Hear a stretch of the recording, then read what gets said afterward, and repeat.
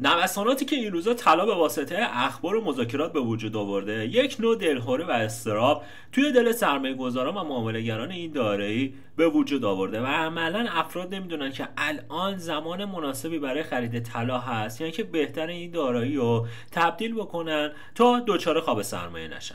امروز قصد داریم ما هم دیگه چند تا سناریو بسیار بسیار مهم، ببین چقدر تاکید کردم، در مورد طلا رو با هم دیگه بریم روی چارت بررسی بکنیم و نظر نهاییمون هم در مورد اینکه آیا الان زمان مناسبی برای ورود به بازار هست یا اینکه نه خدمتتون عرض کنم. پس توصیه اکید میکنم که تا دقیقه آخر این ویدیو همراه من باش و ازت ممنونم که همین الان ویدیو رو لایک کردی. راستی گزینه سیوم بزن که یکی دو ماه دیگه برمیگردیم ویدیو رو دوباره میبینیم.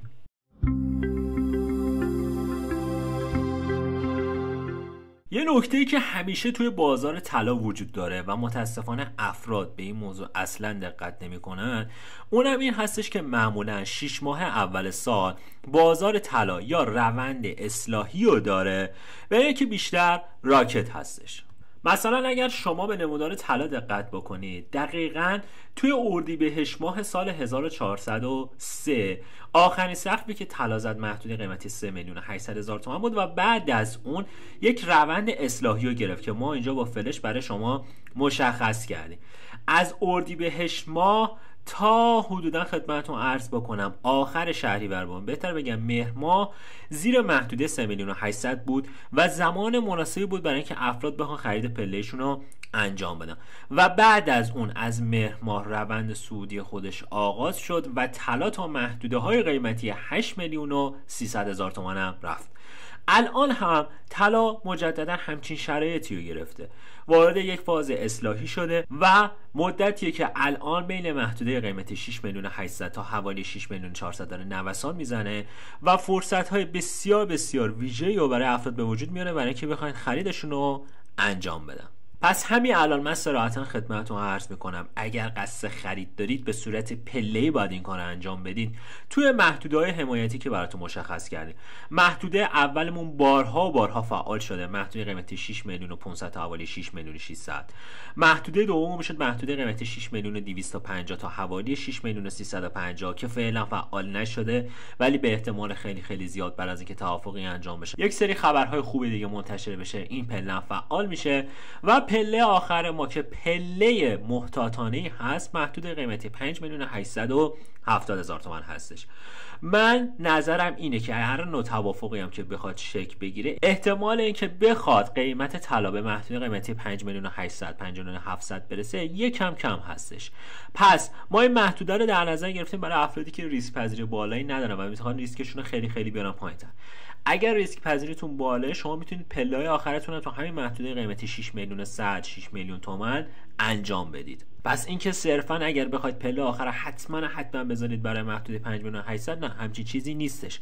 ما خواستیم دیگه درجه احتیاط رو خیلی ببریم بالا و عملا این ناحیه رو در نظر گرفتیم برای افرادی که ریسکشون خیلی خیلی کمه. پس اگر همچنان خبرهای خوب در مورد مذاکرات ادامه داشته باشه و احتمالاً تا یکی دو ماه آینده یه توافق هرچند کوچکی توی بازار مشاهد باشیم، همین سناریو مجددا تکرار میشه. یعنی تا حوالی شهریور ماه مهر ماه اتفاق خاصی نیفته، طلا تو همین محدوده‌ها نوسان میزنه و فرصت‌های مناسب برای خرید به وجود میاره. همیشه هم ثابت شده این موضوع که توی شهریور ماه و مهر ماه اولین موج سودی توی بازار شکل میگیره که حالا در مورد اون تو پست‌های آینده توی تابستون کامل راجع بهش صحبت می‌کنیم و سناریوها را قطعاً آپدیت می‌کنیم. پس اینکه الان اگر سوالتون این هست طلا بخرید یا اینکه نه، بله، به صورت پله‌ای تو محدودهایی که براتون مشخص کردم و روی نمودارم معلوم هست خریدتون رو انجام بدین. حتما خریدتون هم پله‌ای باشه تا بتونید بیشترین بازدهی از بازار داشته باشید.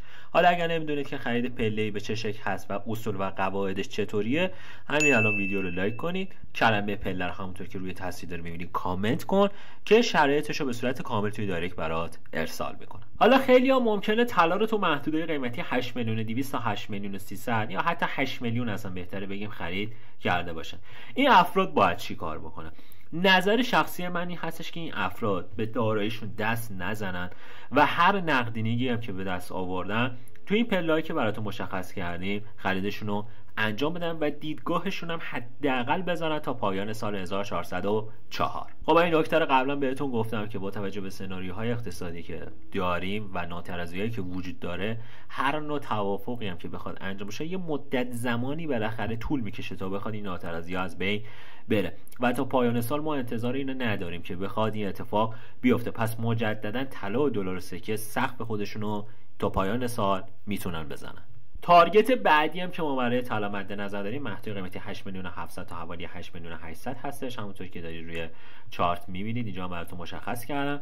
افرادی که حالا تا پایان سال 1404 نمیتونن صبر بکنن، احتمال خیلی زیاد تا دی ماه این عددها رو ما ببینیم. اون زمان هستش که این افراد میتونن از بازار خروج بکنن و عملا داراییشون رو تبدیل بکنن که نظر شخصی من در حال حاضر برای انجام این کار نیستش. یک مقدار صبور باشید. اگر به اون پولتون حالا نیاز ندارید، این نکته رو بدونید که طلا همیشه طلاست و از بین نمیره.